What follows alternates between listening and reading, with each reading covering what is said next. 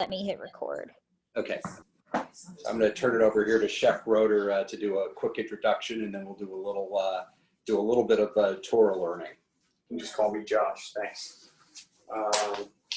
Just want to welcome everybody, and glad you all could join me today for this session. So I prepared a few words. Before we get started, I want to mention the importance of sustainability in relation to the food industry. A little bit about my background is I went to Johnson & Wales to study culinary, and I focused in a minor for sustainability and wellness, so it's deeply rooted in my philosophy for cooking. Today we're living in a time where plentiful amount of food is not far away from becoming a commodity. With global warming, slash and burn food practices, and wildfires, the global food economy and overall food supply is at a critical point. I believe for the first time in a long time, being able to grow your own food and cook with the seasons is crucial to both the well-being of society and the planet. It's important to understand that by following the natural seasonal cycle of food, we are obtaining food the way the earth intends for us to. By avoiding purchasing from big industry that mass produces food with practices that are harmful and destructive to our planet, we are playing our part. In addition, there's nothing like picking a fruit or a vegetable at its peak ripeness and tasting it. The weather, the soil, and the overall growing conditions of each season directly affects the nutrients that our food is getting, and therefore provides optimal flavor for that food. Food is important to me because it's the centerpiece for when friends and family get together, and it's on our minds every day. And it's the life-sustaining substance for all humans. So I've shared many experiences over food, and let's share this together, and welcome to my table, our table. And just to provide a tiny bit of a Jewish text, and I thank Rabbi Eli for this.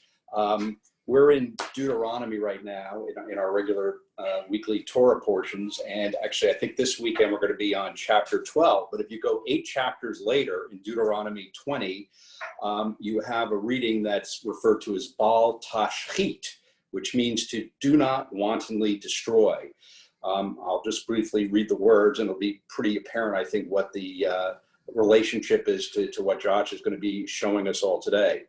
So when in your war against a city, you have to besiege it a long time in order to capture it, you must not destroy its trees, wielding the axe against them. You may eat of them, but you must not cut them down. Are trees of the field human to withdraw before you into the besieged city? Only trees that you know that do not yield food may be destroyed. You may cut them down for constructing siege works against the city that is waging war on you until it has been reduced. So this portion in particular in Jewish thought is what's viewed as one of the critical prescriptions really about sustainability, protecting the world, protecting the earth for food and nourishment for everybody, and to avoid destruction if it's at all possible. So with that, I'll turn it over to Josh. Cool, thank you.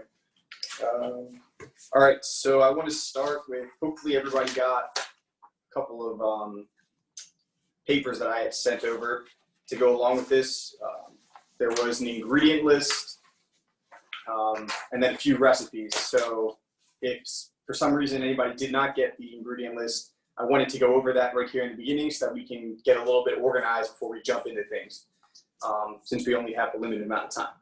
So the first two things on our list, mine are in these core containers. This is all-purpose flour, and this here is just plain old cornstarch. And then instant masa, which is going to be one of the stars of the show. If you did get the printout, I had posted a picture of a brand that I particularly like and use. If you found another one, I'm sure it will work great too. The most important part about that is that it's fine. And I have a little bit of kosher salt here on the table in a bowl. Some neutral cooking oil, such as canola, peanut, vegetable, sunflower. I have a little avocado oil. Cumin, fresh cumin from a seed that's been ground is preferred. Or if you want to try that in the future, ground will work just fine for what we're doing. Also some ground chipotle or canned chipotle. If you don't have that, then some crushed red pepper will do just fine. So those were all of our dry pantry ingredients. Now moving on to our refrigerated ingredients. We're looking for 1 fillet or loin of cod. Hopefully you chose fresh. And then we need some beer. Everybody likes beer. So we need either IPA or a Pilsner. Those will do fine. All right. And then we have some equipment, which I'll pick up and show real quick. So, and you need to be like looking kind of like to read people have questions for me too. Okay, sure. So we need a tortilla press, ideally. So when we make these, yeah, I didn't even do that yet. So yeah, the menu for tonight is going to be corn tortillas. We're going to make those fresh. We're going to do beer battered cod. So we'll make the beer batter. We'll portion our fish and get a pot with oil going. So over here, I'm just using a pot like this. It's about halfway filled with oil. And it's cold right now. Here is my tortilla press. If you picked one up or had one, great. If not, the alternative is going to be a cutting board as your base and either a pie pan, such as this, or a cast iron skillet, such as this. And we'll talk about that a little bit more later. For cooking the tortillas, you can either use a cast iron skillet like I just showed, or a non-stick pan. If you're a little bit more on the worry side about things sticking to your pans, choose the non-stick pan. Something to lightly coat it with, so either some oil like I talked about earlier, or some pan spray will work well. Once the tortillas are cooked, we're going to need something to store them and keep them warm in. So traditionally used is a basket of some sort, of woven basket, and either some paper towels, or I chose a clean cloth.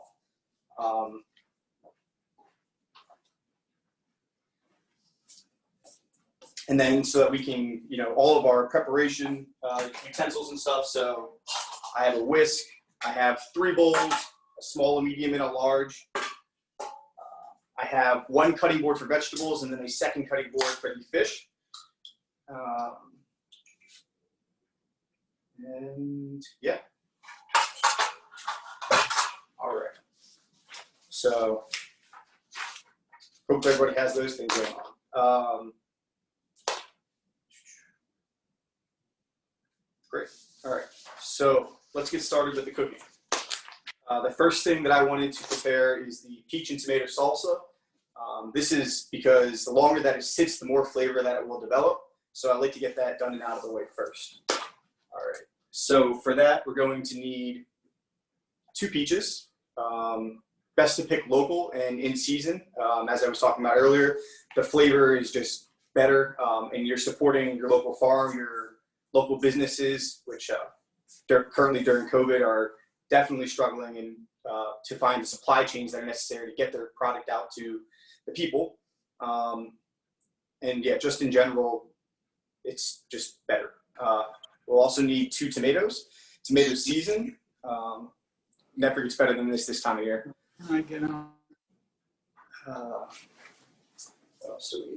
So if I had mentioned that one of the ingredients that you could do ahead of time was a simple syrup. If you did, you can get that out at this point. If not, some sugar will be fine.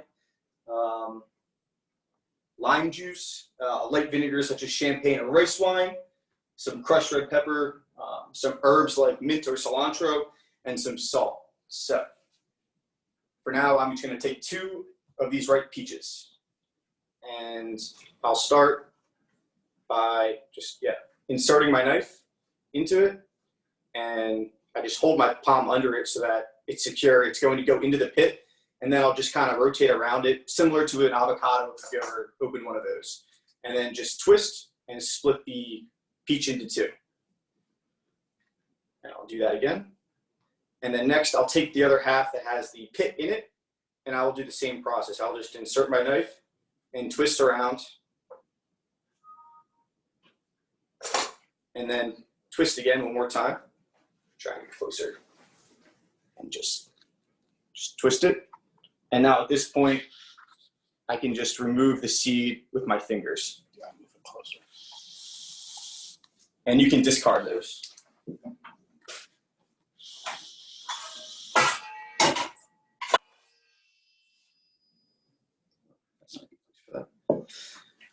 So now you can do these in a small dice, medium dice. I wouldn't do them in a large dice as they're not going to fit so well on the tortilla.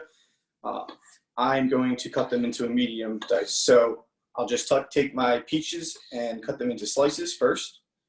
Do all of them.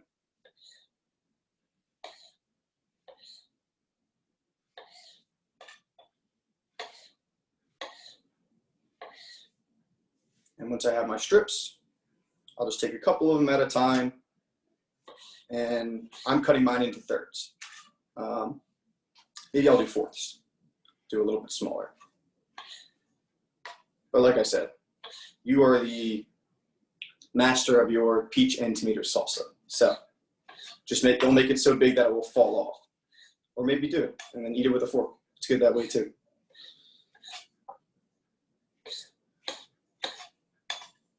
And then once these are all cut, I'm going to put them into a medium-sized mixing bowl. After we do the peaches, the next thing is going to be the tomatoes.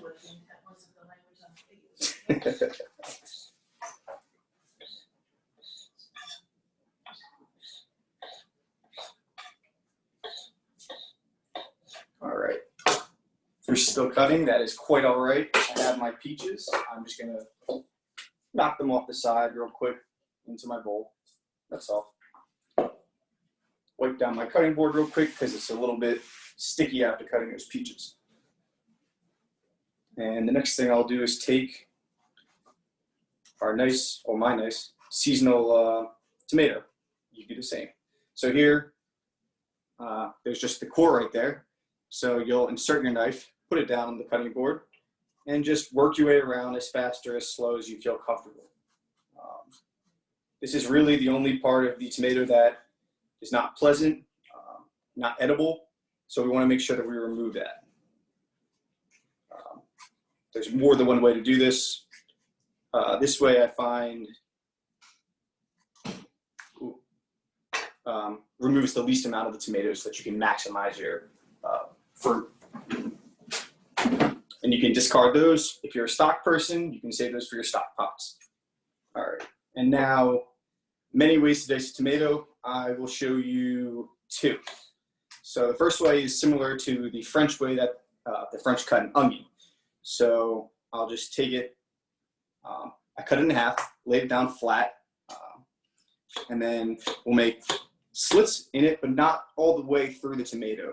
Just as far back, pretty much, without going all the way through. And I'm just making these nice even lines across the top. The next thing I'll do is I'll securely put my hand down, flush, and place some horizontal cuts. And I guess this is one of the reasons you need a sharp knife. Yes, and this is a great time to have a sharp knife, exactly. So then at this point, I would just go down and cut, and I would have all these nice little pieces of tomato. Again, these can be either small dice or medium dice. I wouldn't do a large dice on these. The other way that you can go about doing this is taking the bottom of the tomato as little as possible off of the tomato so that it sits flush, and then just cutting bigger slices that are going to come completely off of the tomato. And just work with those either one or two at a time and go down and make strips again and make your dices. So these were the dices that I got from the French way, and these were the dices that I got from the other option. More than one way to get from point A to point B. So I'm just going to go ahead and slice my tomatoes now. So after this, we're going to be adding salt and sugar, which are going to act on the vegetables and draw out their natural juices. The reason that I love this recipe is because it basically creates its own vinaigrette. I do use a little bit of acid just to kind of help it get started. but you really want to let these vegetables, their natural juices kind of just come out and shine. How does the acid work to do that?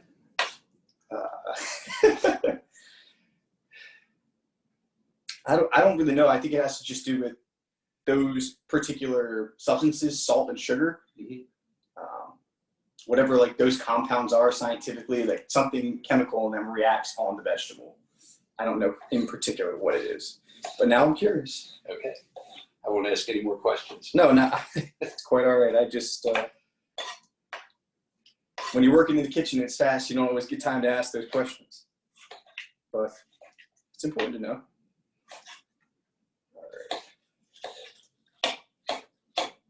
The French way of cutting that's kind of nice because it's kind of already cubed. Right. Yeah. So because I had such big tomatoes, I'm actually not going to cut all of this tomato up, save it for another use. It was quite a bit. Another great thing about these hothouse tomatoes this time of year. All right. So now I'll just put my tomatoes in my bowl, and I am making a mess off the side of the table, which I will clean up in a second. All right. All right.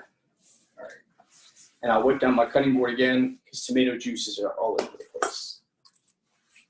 All right. So we have our 2 peaches. If they were small like mine, if they were big, one would have done well, but if you like peaches, good. And our 2 tomatoes, and you saw I didn't use all of it. So the next step is to add sugar to it. So I have some sugar right here. I'm going to be using a scale during this. If you have the recipe, I did write down the alternative in measuring cups or teaspoons, and I will tell you what they are as we go along too. If you don't have a digital scale, they're great. You can pretty much find a recipe for anything these days online using a scale. If you just type in whatever it is and just ask for Google to give it to you in grams. So I'll take my bowl back with my tomatoes and my peaches in it. I'm trying to tear it. Maybe I'll be doing it the old-fashioned way with cups.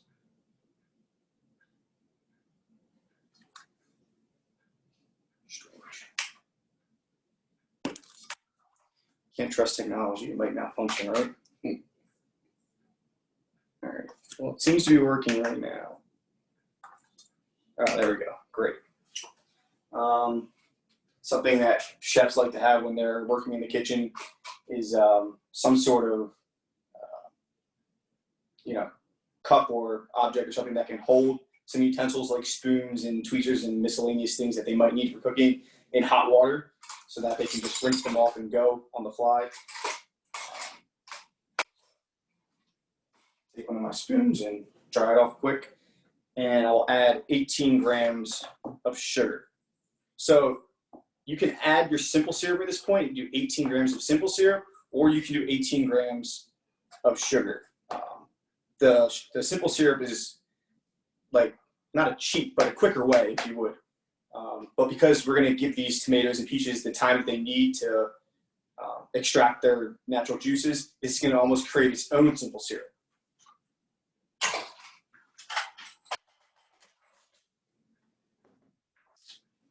Next, we're going to do 26 grams of lime. Oh, sorry. So yeah, that was 18 grams of sugar, or a tablespoon plus 1 teaspoon of sugar. So next we're going to do lime juice, 26 grams, or a tablespoon plus 2 teaspoons. So a nice little trick with a lime, if it's hard, is you can just kind of roll it with your palm, and you can start to literally feel the juices start to move around, and as you can see, my lime is much softer. So I'll be able to get the maximum amount of juice out of this lime. You can use a juicer if you'd like. I'm just going to squeeze it in. So 26 grams.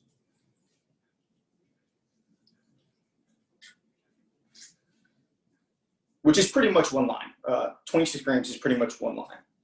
14 grams right here after just half of a lime. And we don't have to be exact here with things too. If your sugar is, 16 grams, or if you did 19 or 20 grams, it's not gonna ruin this. So yeah, the final juice for 1 lime here is 28 grams. You can discard the lime carcasses. Something good for those is if you save them up. I like to put them in like rice or different grains that I cook while I'm boiling them in the water. The whole citrus fruit itself has flavor and can be edible if you make it so. So you should never throw away anything. There's always something that can be done with it, whether you're composting it or repurposing it. The next thing in here is going to be a light vinegar.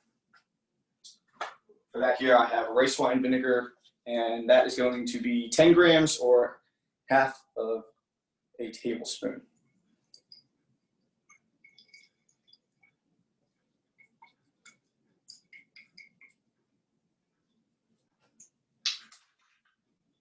Also, the acid from the vinegar and the lime will help break down these fruits as well, because a tomato is a fruit. And then we're going to do some crushed red pepper.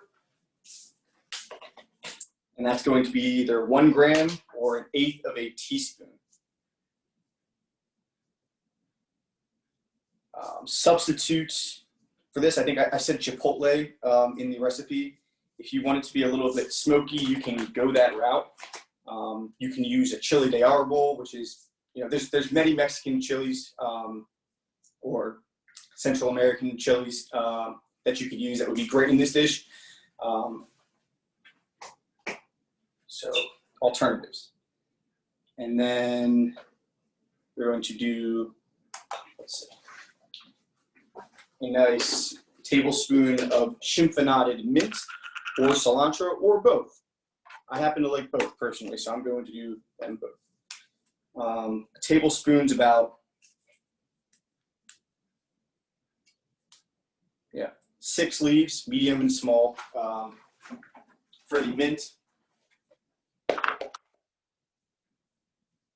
So chiffonade is, I think it's a French term, I don't know. And it's just basically you take the leaves, you're gonna place them one after another, and then you're going to roll them up. And put them down on your cutting board. And you'll try and get the strips as thin as possible. When you're cutting things like mint or just herbs in general, you do want to use a very sharp knife so that they don't bruise. Alternatively, if you feel like it for a little bit more of a rustic approach, you could just tear these with your fingers. That works very well, and they don't bruise that way either.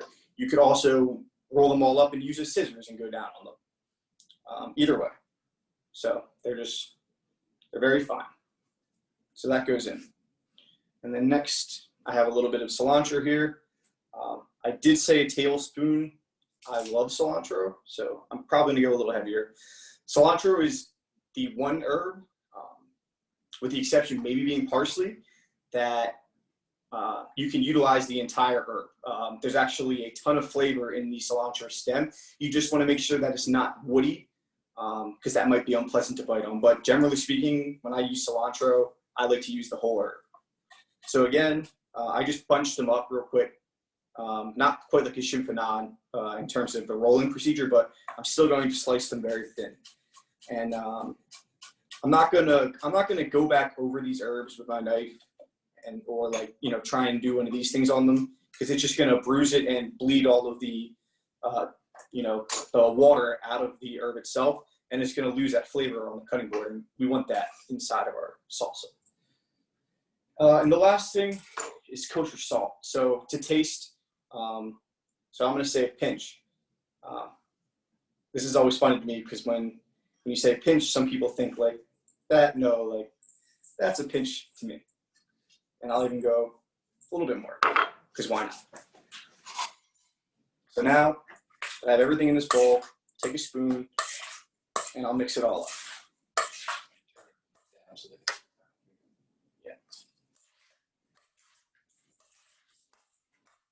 And once it's all mixed up, you can just set it aside, forget about it, and let it do its thing.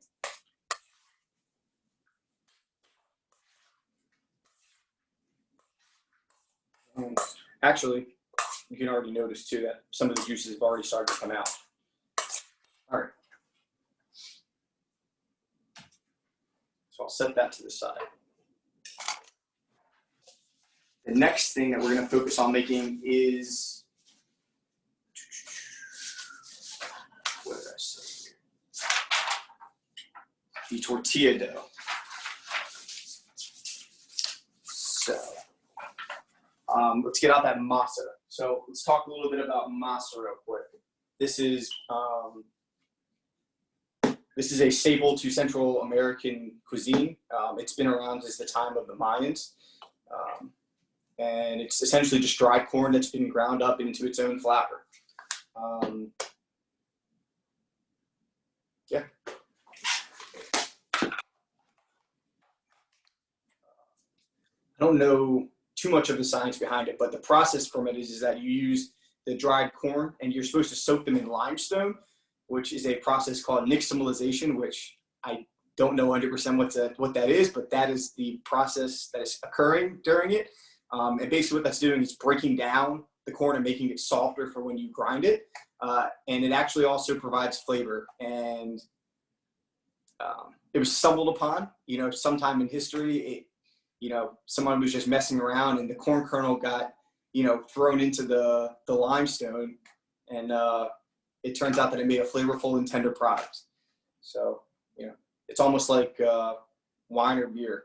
Somebody just happened to put water into barley or water onto grapes and it fermented slowly, and that's how we have those products today. So, I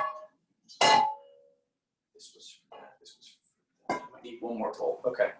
So,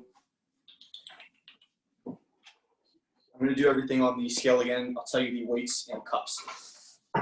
So you need 116 grams of instant masa. And that's masa, not matza, right? Not matza, masa. Yeah, which translates to corn. Maseca is, I think, the actual term. I don't know if masa is a nickname for it, but I know it's maseca.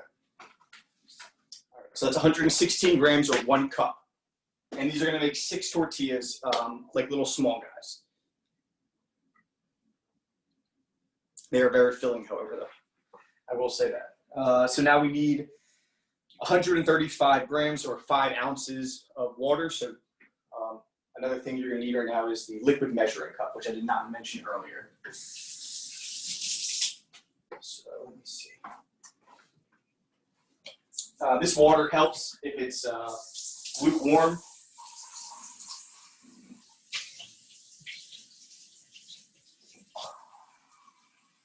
Do you have any questions so far, man? Is there a way to check that? Yeah, let me look. Okay. Any secrets for sharpening knives? Oh. And dash versus pinch. So that was the one question, the knife question. Dash versus pinch. Yeah, that was funny. A pinch. Oh, yeah. A dash was probably that first one that I showed, where it's just a little bit. And a pinch is like 4 fingers, and a dash is like your thumb and your pointer finger together. And knife sharpening? Tips for knife sharpening. A grueling and arduous process of repetition. So I sharpen my knives pretty much every other 2 weeks. I choose Japanese knives. They tend to be harder to sharpen, but they stay sharper longer.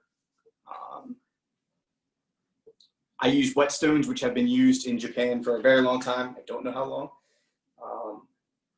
And they have different grits on them. So if my knife was really bad, I would start off with something like a 400 grit, just because the knife would be all chipped up and just very dull. And I'd have to reform the edge on it. From there, I moved to 1,000, which 1,000 is where I stay at now when I go every 2 weeks. It's just it's the proper grit to start at, where you just want to basically get your knife back to where it was at and maintain it, because you've been using it, quite frequently.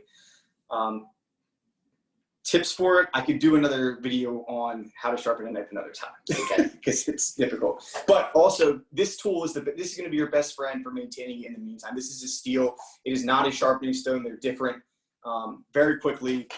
The knife, it's a bevel, a double bevel. So basically there's these little frays in your knife that are pointed inward towards it that you create when you're sharpening and making the angle. And every time that you bang with your knife, you're hitting those frays outward. So this steel brings those frays back together. Eventually, after using the knife a lot, it will break down them, and that's why you need to resharpen them to bring them back together. So that's why also it's important to know the difference between having a knife where you can just bang and a knife where you can just slice with. This is a knife which is preferred for slicing, not like the chopping motion. All right, so, okay. We're gonna do a pinch of salt in here and a little bit of lard, avocado oil. I'm gonna start moving a little bit faster so that I can try and get all this in. So now I'm just taking my fingers and I'm mixing. I have these coarse little pebbles as is. And then I'm going to start like smushing my dough together. It's going to feel a little bit wet. You just have to work it with your hand. Trust me, it will be fine. It's not going to come together like a regular flour ball of dough. So then once it's together, people say you need to knead it. In my experience, you don't really need to knead it. I just like to get it together in a little ball, such as this. And then take a towel, cover that, and put it off to the side for now.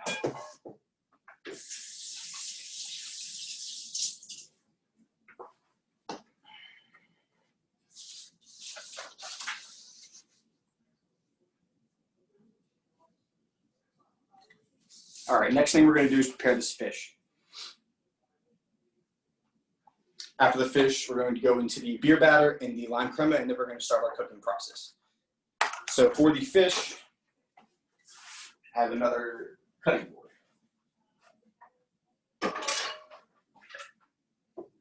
And you can just put that cutting board on top of your other cutting board and remove it once it's done, and you'll still have a clean cutting board.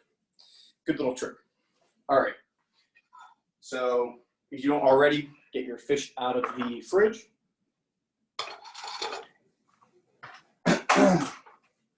So here I have skin off cod. All right. And we're looking for, I guess that's about an inch probably, like inch long pieces like that. So you just need to slice them. If your fish, if you have the whole fillet like that and it has a little cut in the middle, you can just take your knife and cut that down the middle at this point. The end of it, as you can tell on mine, the right-hand side is a little thicker, the end side is thinner. So the thin side I don't need to cut in half. I'll just slice it right off. Now, the other pieces will just go back down and cut little strips into. And so you're just trying to end up with something like that. It doesn't have to be perfect.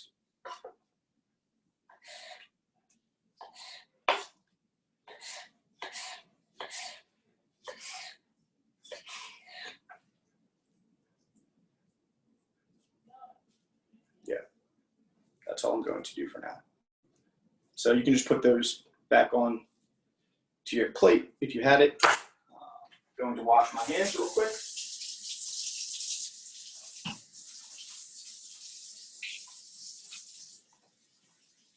What brands of knives do you recommend?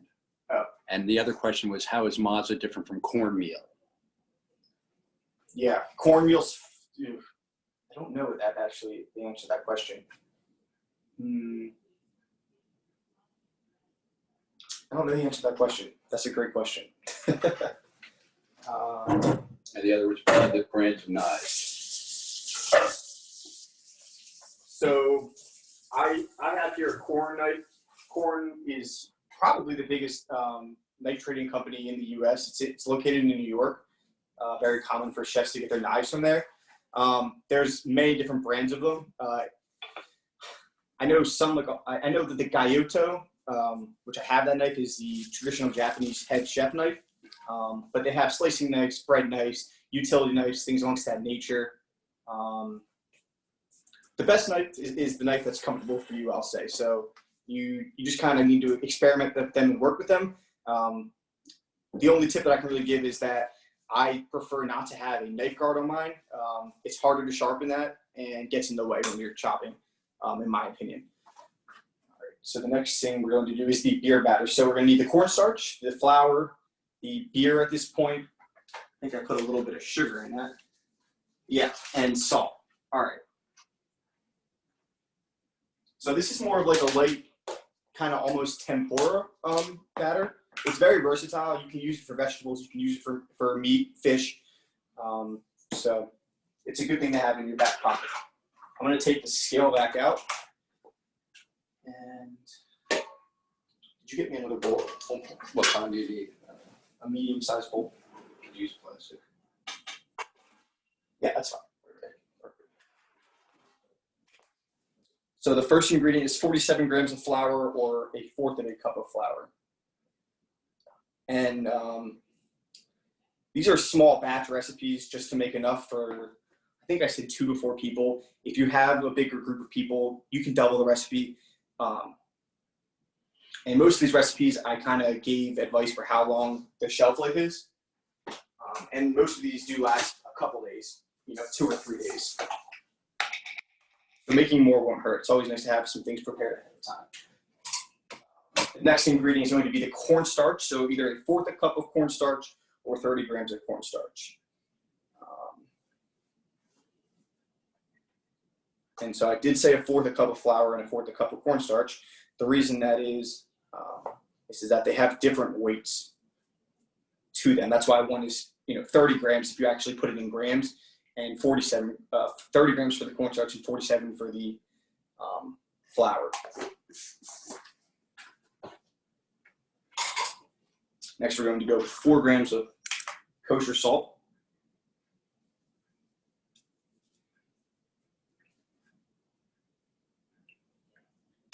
4 grams of sugar. Grab me a beer out of the fridge, please.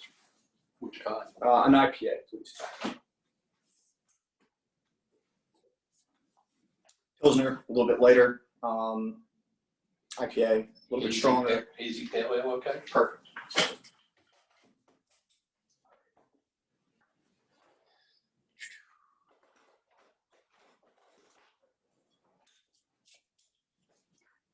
Crack that beer open. We're going to need 124 grams. Oh, sorry, yeah, it was either a half a teaspoon of salt and sugar if you're not using the grams of each. For the beer, it's going to be 124 grams or half a cup in fluid ounces.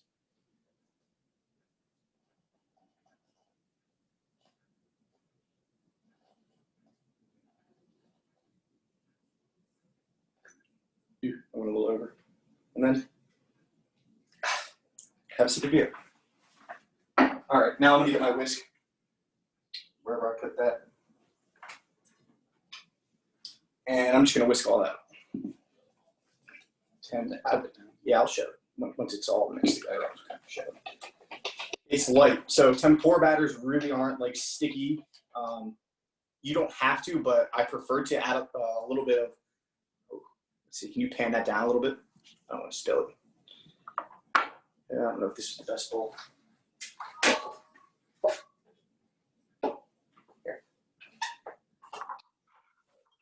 Here. Yeah. It's okay. It's very loose. You can see it's loose. So if it's not very thick or pancake batter, like let's say, don't worry, it's right. All right. So now we can set that aside. The last thing we have to prepare, okay, so while we're preparing it, now we can turn on our oil. And you want to get that over a medium-low heat for now. We'll increase it to medium high once we're actually over at the stove and we can watch it. Same thing with, and that's it for now. All right. So now, there's no recipe for this sour cream dish right here.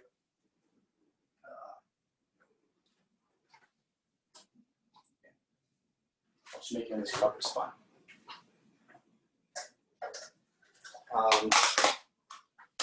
You just want to achieve the flavor you want. If you like it limey, make it limey.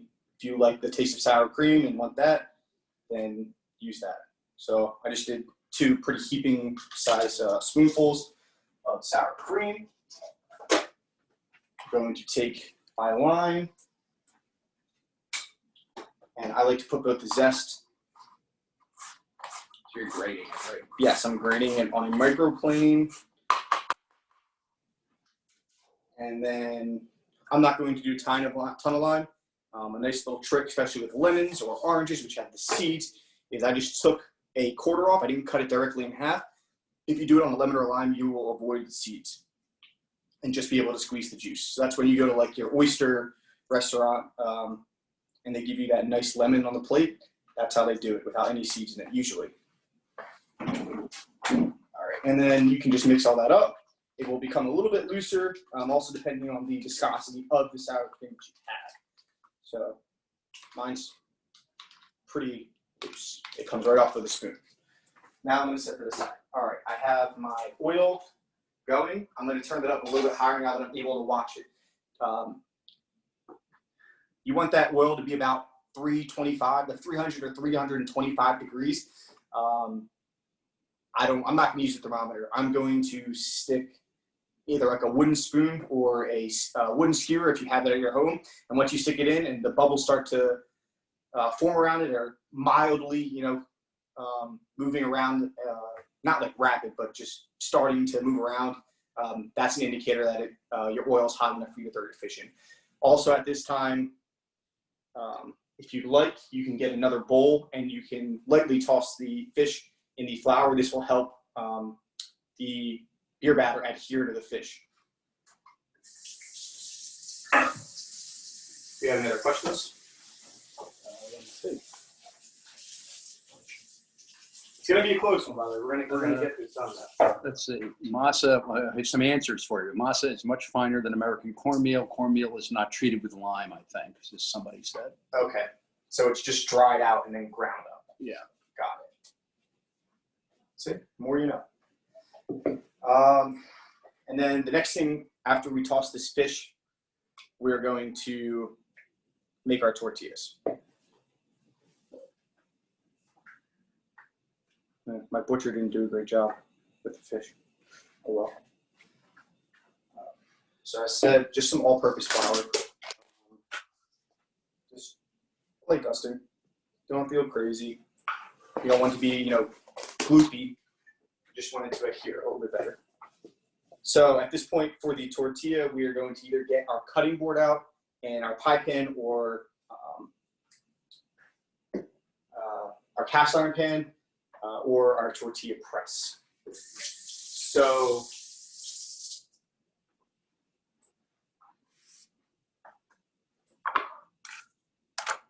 we're either going to have the scale. We're going to take the masa dough and form 40-gram balls of it. And if we don't, we're going to divide them evenly into 6 pieces. So real quick, I'm going to use the scale, but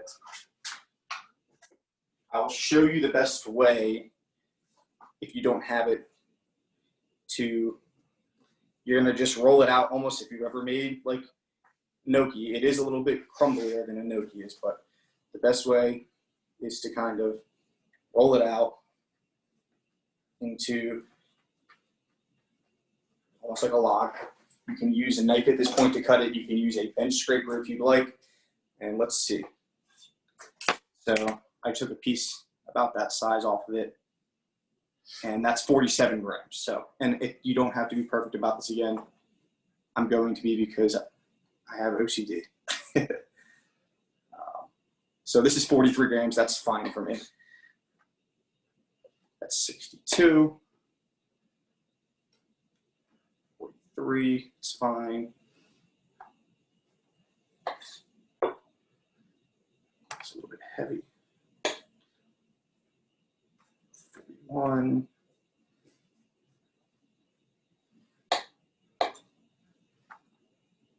43. 42.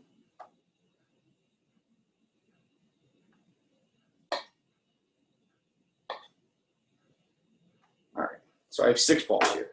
And now I'm just going to take each one of them and just press it together so it makes like a little patty almost. This is going to help with the flattening process. So the first one I will demonstrate, and at this point you can turn your pan on whichever one you're going to cook your tortilla in. Put it on a medium-high heat.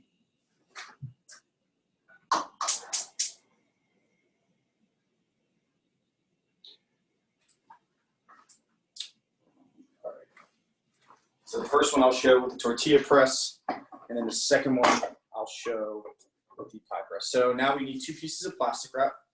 I always keep the plastic wrap just in my tortilla press, why not? So just open it up, and I have the plastic, 1 piece of plastic down already. I'll take my little disc, put that down, and cover that with another piece of plastic wrap. Put it down. I like to press a little bit first, and then press it down. And then this is the trickiest part. So again, it'll be stuck to this, and then you just want to place your palm on the other side and flip it and gently remove that plastic wrap from there. It does work best if your pan's already hot. I should have got my pan hot so that I can go right into it, but it's okay. We're going to be ready to go, and this way we're going to get into the fish. So yeah, guys, we have our lime sour cream done. We have our peach and tomato salsa done. And then, you know, everyone likes the tortillas when they're hot and warm, and same thing with the fish. So hopefully in 15 minutes, everything is going to be very hot and just done. All right. Oh yeah. So now I'm going here. I'll do one more, and then I'll do the last 3 method, the other method. Oops. All right. So see, now I messed up. I didn't have a plastic wrap ready, but don't panic. You can just put it back into a ball. Masa is very forgiving.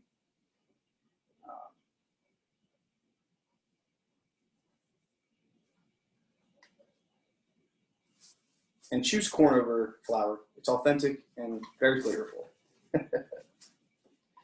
Let's try this again. Great. Again, gently. All right. And now we'll move on to our other method. My pan is lightly smoking now, so it is ready for the tortilla to go in. I will wait 1 second so that I can show you guys what I'm going to do. Move these up a little bit. Let me know when you want them to switch the camera to the stove. Soon. Very soon. Let's try it with the pie plate first. So this is going to take a little bit more work, but it will make a nice product. That's actually very nice.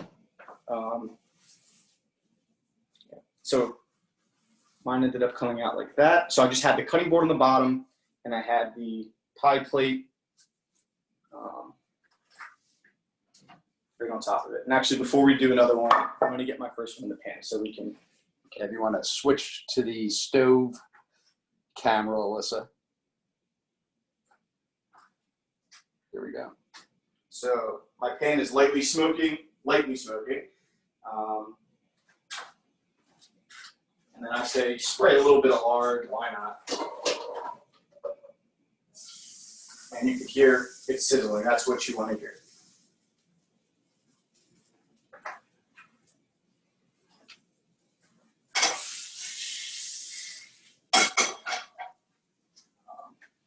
If you're worried about setting the fire alarm off, you can. Yeah. So, oops. What did I do? Okay, there you go. So, yeah. So just in the pan.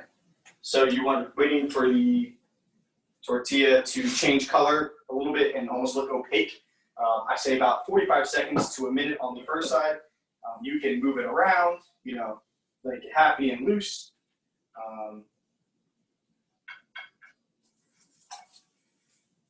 Yeah, so it's not quite there yet. Wait another 10 seconds.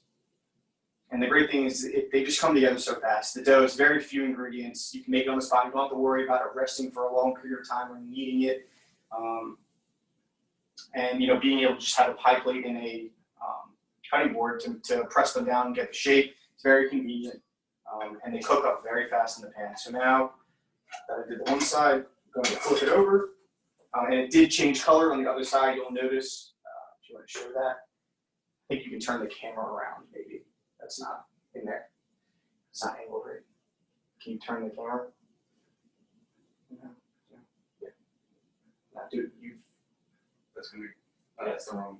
but you can at least look and see where you're pointing now. Oh, good point. Thank you. So now that I flipped it over, I'm going to go for another 30 to 45 seconds on that side. We're evenly cooking the tortilla on both sides. All right, and we still got that oil going. My oil is looking nice right now. It's starting to move around. As soon as this first tortilla is done, I will put my wooden stick in there, and I will see if the bubbles are prominent. So about another 5 seconds on this side, or 10 seconds, let's say. Again, very forgiving too, and I'll show you why in a second. So now you're going to flip back over to its original side, okay? And press it down with the spatula on one half of it. And the indicator is that it will puff up if it's done internally. So you can kind of sort of see mine starting to a little bit, but it does need more time. So I'm actually going to flip it back over to the other side for another 15 or 20 seconds, and then I'll flip back over and I'll try it again.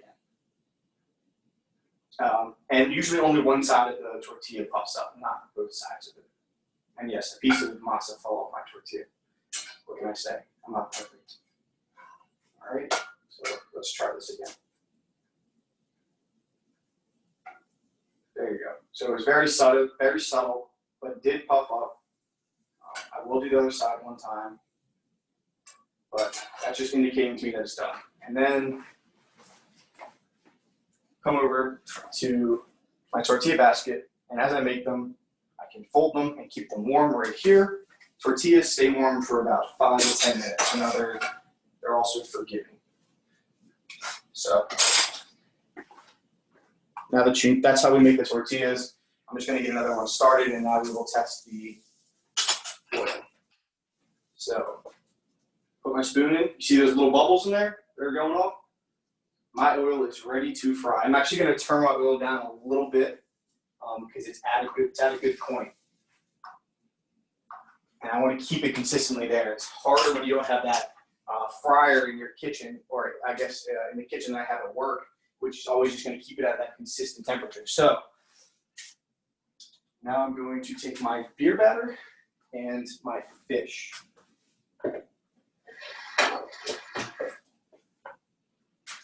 And I'm just going to get to the point where I can show you guys how to do this. And then I think we're going to run out of time, so at least you know how to do it, and you can finish it yourself. So here I have my fish. I just laid it in there. It's a very light batter. Shake off whatever little excess, and then very important to lay the fish away from here. And it's boiling. It's there. You can see. I'm going to try and get 3 pieces in here to start. Don't get as close as I am to the oil. Just, I've burned myself many times. I'm used to it. So now we're just going to let that bad boy fry up. Our other tortilla is working. And we're multitasking. That should be good. Just a little more time. I'm adjusting the wrong flame. So the fish will take about 2 minutes, 3 minutes to fry up.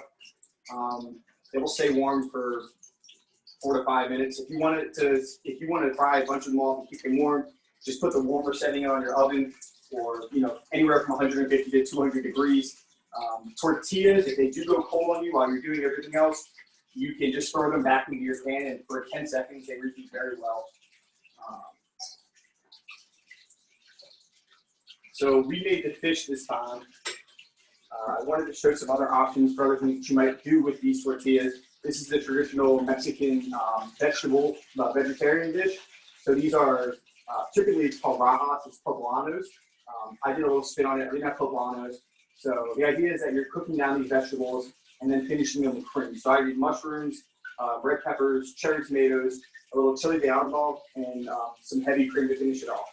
So you'll saute that, put everything down, and then finish it by simmering it in cream until the cream is like set and it's thickened. That I would serve with an orange aioli. So that's just a fancy mayonnaise, essentially.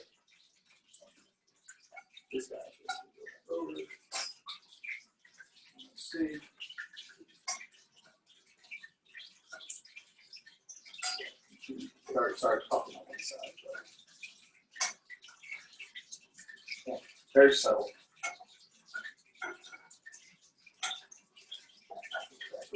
For a little bit. Now I'll try my fish. Let's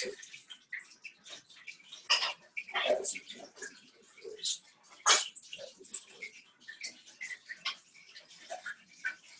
Yeah, so that's what we're looking for right there. We have another quick piece of roast.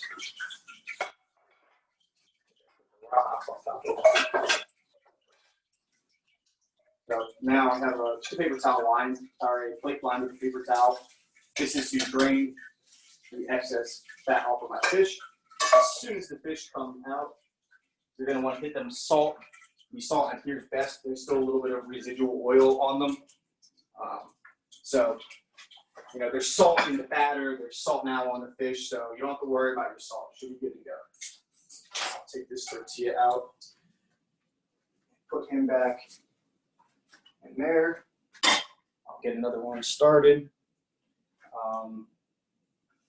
And then the little time we have left, the other option for one is that I just add a cut of beef and sear that. That's medium. And then just a basic chimichurri that I prepared with it. And you can mix and match all of these items. You know, figure out which one you like best. If you want to do the lime crema with the steak, go for it. Figure out if you like it. If you want to do it with the creamy vegetables, go for it. You know, you'll figure it out. You'll see which one works best for you. So I can also get some more fish going. Cooking. Do we have any other questions, Dad? We have 5 minutes left. Okay, yeah, if you go over a minute or two, I'm sure it'll be okay. Oh, okay. All right, great. See if there's anything new. Do you ever buy tortillas, and if so, where?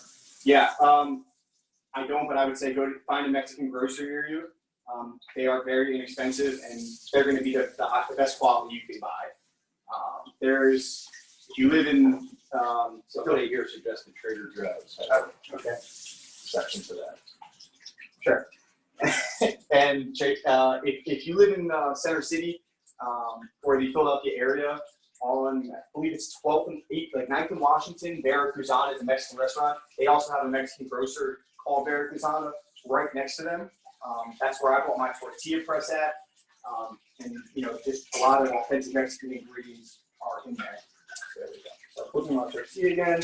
I have my fish going. My oil is staying at a nice temperature. It's not going too crazy, but it's also at the right temperature that it's going to make my fish crispy and fry up properly. You don't want to move them too soon. You want to let them cook. Otherwise, they're going to stick to the bottom for a little bit, and they might break. That's from the batter. It's just like it's sinking because of the weight in the oil initially. But once it starts to crisp and fry up, it's going to release itself from the pan. So just let it do the work. Don't stir it constantly. That will also cool off the temperature of your oil. So just let the cooking process, naturally, gradually happen.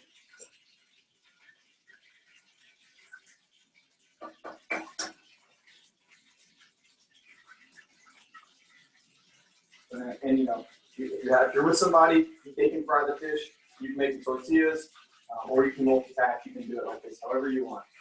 So now I'm flipping this tortilla back over.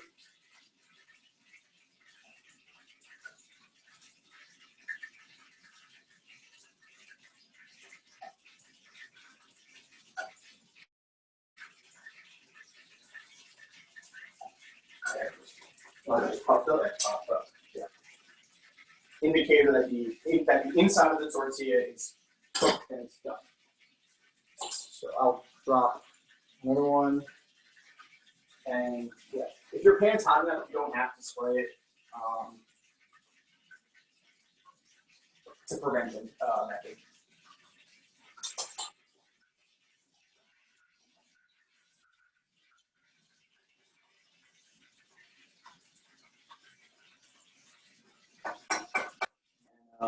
When doing shallow frying or deep frying, it's best to work in batches, not overcrowd your pan. Things will sit together if you have a problem. It will also rapidly pull the oil down. It's just, if you're pinched for time, it's worth it just to, do it in batches and not rush the process. So those are looking nice to me. They're actually a little lighter than the last one.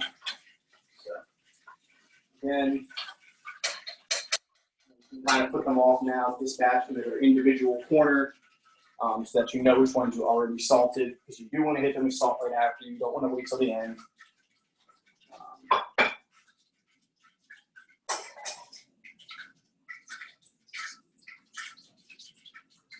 And you can go ahead. You can go ahead and throw a bunch into the batter. That one you can overcrowd a little bit, but it's a little more forgiving. So my oil has cooled down slightly. So I will just crank that heat up. And I definitely am not going to stir these fish right away now, because they will break apart because the oil did cool a little bit. And that just happens. It's going to happen when you're adding, the cold batter and the fish to it. So, just play around with it. There's no need to panic or, just give it time. And while all of that is going, I'm going to roll out these last two tortillas.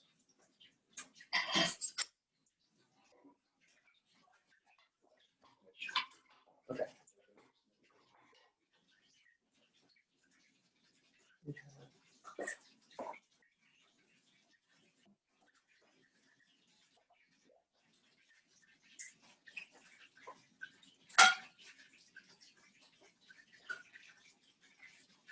So yeah, I didn't get to finish cooking all of the things, but I did get to demonstrate everything that I wanted to. So, hopefully this was helpful and you got to.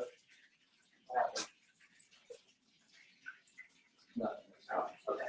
Hopefully you got to learn something. This is something that you'll do again, I hope. Again, I think I talked for maybe 10 minutes, so this dinner came together in about 50 minutes, let's say. It's pretty quick and very versatile. Like I said, you can substitute different ingredients in and play with it. You want to finish a couple to show? Oh, sure, yeah. Let's do that. You need a plate for that? I got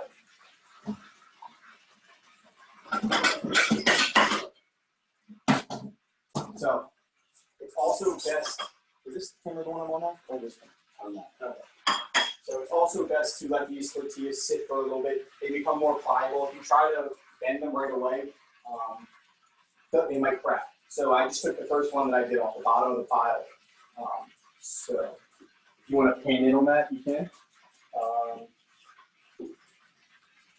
Okay, so here I have my lime sour cream. And just a little bit, just very gently spread that. Time.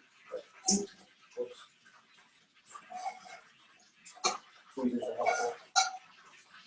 2 pieces of fish, because they're not gigantic. I don't want to overload it.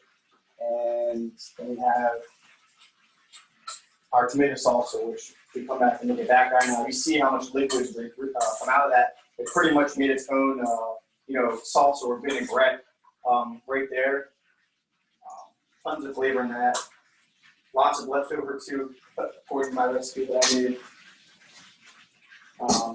Now from there you can finish that with a little chopped onion or a little bit of cilantro, more of that if you'd like. But it's ready to eat just like that.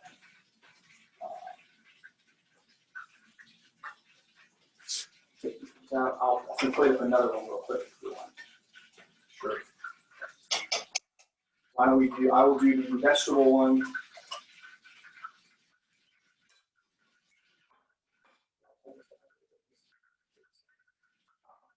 Now here I have my orange aioli or orange mayonnaise. Nothing really that fancy to it. It's just mayonnaise, orange zest, orange juice, and a little salt. It does taste much better if you know how to make your own mayonnaise, and then just add it to it.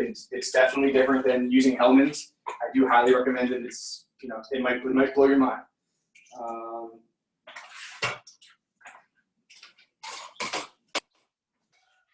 Here we have vegetables which have been cooked.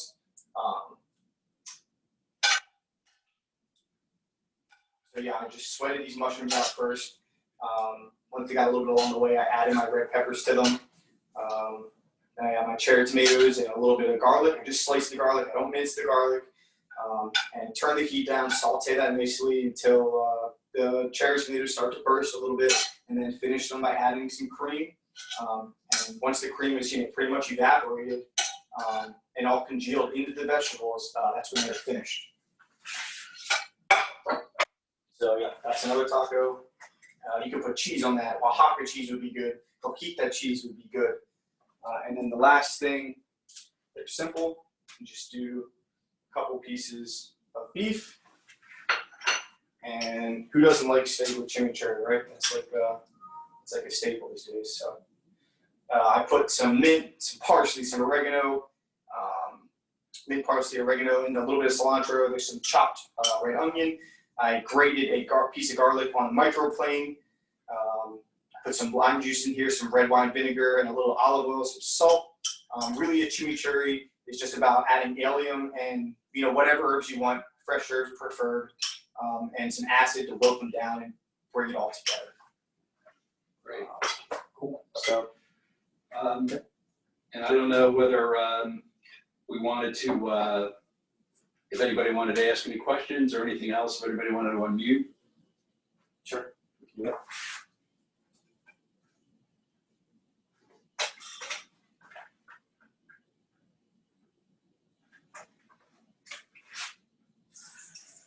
Okay, any other questions? You can put it in the chat or unmute or ask. Otherwise, it looks like I'm gonna have a pretty good dinner tonight. There you go. Yeah, hope you enjoyed. I don't know which camera we're going off of. We're on this one. You want to say goodbye over here? We could switch back to the main one. Sure. There you go. All right. Yeah. Well, thanks everyone who tuned in. And yeah, I don't know. Thank you. Enjoyed it.